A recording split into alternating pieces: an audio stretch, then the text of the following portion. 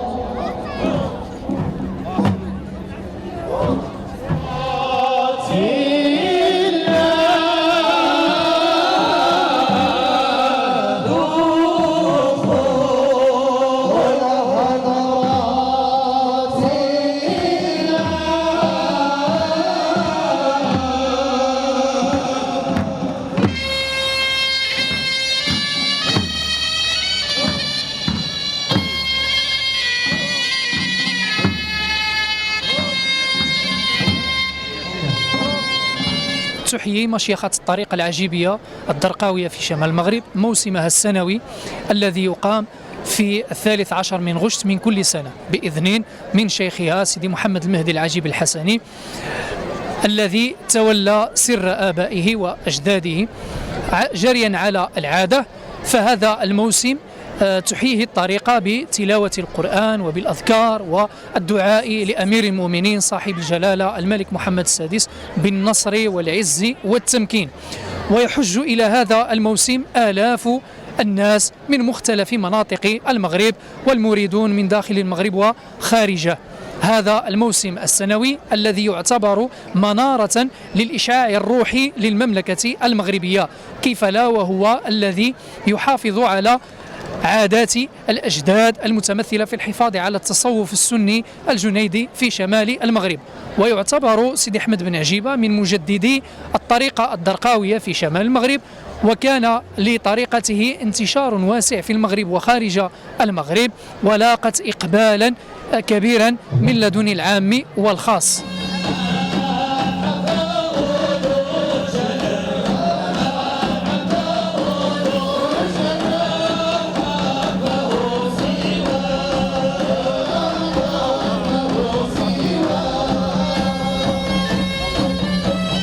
وهذا الموسم تحييه طريقة ابن عجيبة الدرقاوية الشاذلية تحت إشراف ورئاسة شيخها وممثلها العام بالمملكة الشريفة محمد المهدي ابن عجيبة الحسني رضي الله تعالى عنه وأرضاه. وهذا العلم وهذه الشخصية هي شخصية فذة سواء في مجال التفسير أو في مجال الفقه أو في مجال التصوف بشمال المملكة. فإذا ذكر المغرب لابد أن يذكر أحمد بن عجيبة رضي الله تعالى عنه، وإشعاعه الروحي والصوفي هو صيت عالمي. فإذا كان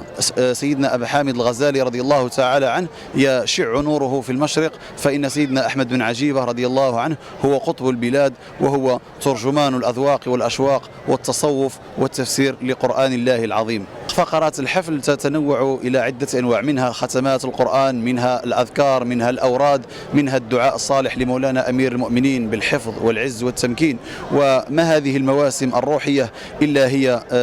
امتداد لمؤسسة إمارة المؤمنين بمغربنا الحنيف، وتنظم تحت هذا السقف. مؤسسة إمارة المؤمنين هي راعي التصوف والحصن الحصين للتدين المتين بمغربنا الأمين. الحمد لله رب العالمين.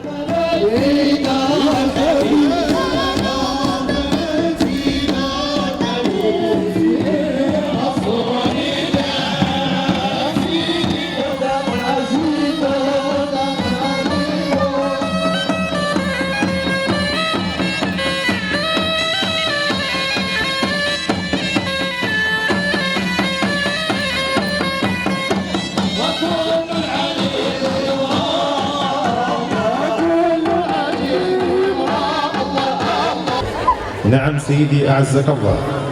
بمناسبة إحياء الزاوية العجيبية لطريقة ابن عجيبة الدرقاوية الشاذلية موسمهم السنوي الذي يصادف 13 من غشت من كل سنة، نهجا على أعراف ضاربة في عمق التاريخ منذ أزيد من قرنين من الزمان،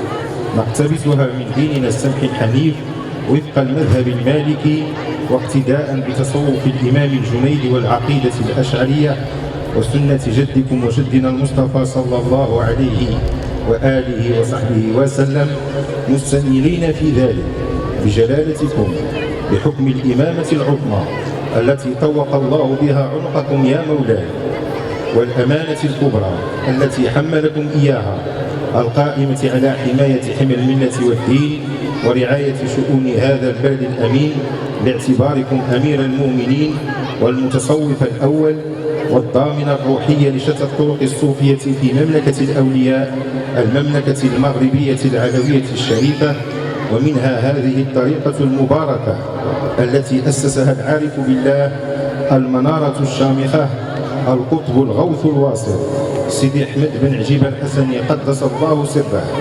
الذي سطع نور سره المبارك شرقا وغربا، وعلت شمس حقيقته كبد السماء،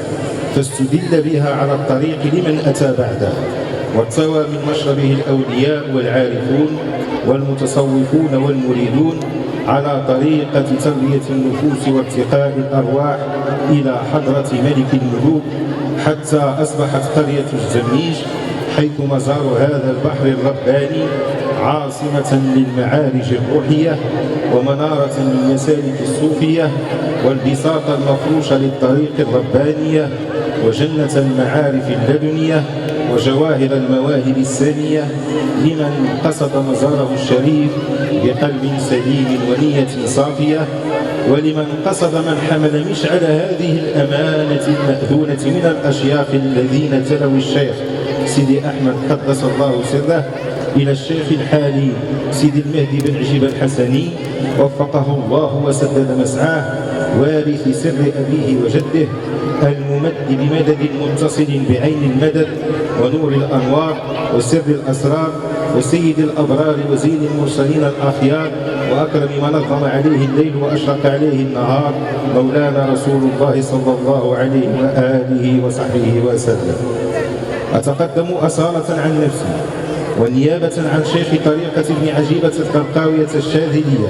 سيدي المهدي بن عجيبة والزاوية العجيبية ومريديها ومحبيها، ولمن قصد هذا المقام بأزكى آيات الطاعة والولاء مشفوعة بعميق عبارات الإخلاص والوفاء لمقامكم العالي بالله، مجددين بيعتنا للعرش العلوي المجيد ومعربين عن تفانينا في خدمتكم وتجندنا الدائم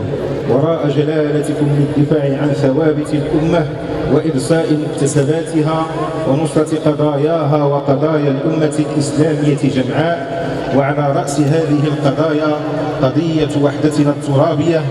كما نرفع أصدق الرجاء والدعاء الذي تفتح له أبواب السماء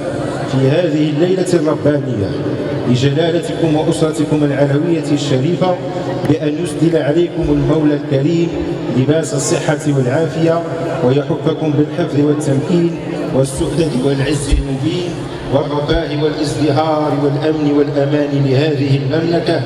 وأن يجعل من السر المصون عزها ومن الستر الجميل حرزها ومن دعاء الصادقين نصيبها وإلى مصاف الأمم الكبرى مآلها. كما لا يفوتنا أن ننوه بمجهودات عامل جلالتكم على رأس هذا الإقليم، إقليم الفحص طنجرة المتفاني في خدمتكم وخدمة الصالح العام السيد عبد الخالق المرزوقي لإنجاح هذا العرس الروحاني، والذي ما فتئ يقدم منذ تقلده مسؤوليته الجسيمة كافة المساعدات والتسهيلات والضمانات رفقة باقي مسؤولي وأفراد المصالح الإدارية والترابية والأمنية. حفظكم الله يا مولاي بما حفظ به الذكر الحكيم، وأدام عزكم وشد ملككم،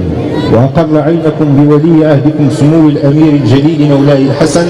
وصاحبة السمو الملكي الأمير الجليل للا خديجة، وشد عضدكم بشقيقكم صاحب السمو الملكي الأمير الجليل مولاي رشيد وسائر أفراد الأسرة العلوية الشريفة، وأمطر شآبيب رحمته على الروحين الطاهرتين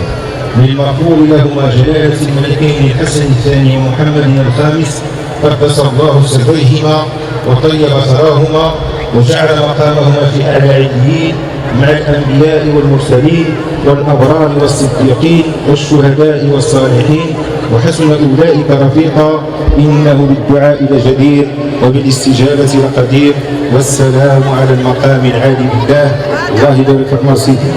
وحرر بقرية الزويج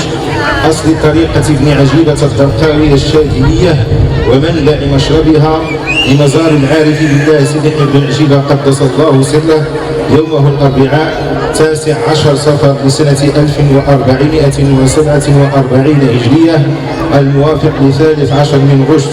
لسنة 2025 ميلادية. خديم الأعتاب الشريفة المهدي بن عجيبة شيخ طريقة ابن عجيبة الدرقاوية الشاذلية، ونوفل بن عجيبة ممثل الزاوية العجيبية الدرقاوية الشاذلية.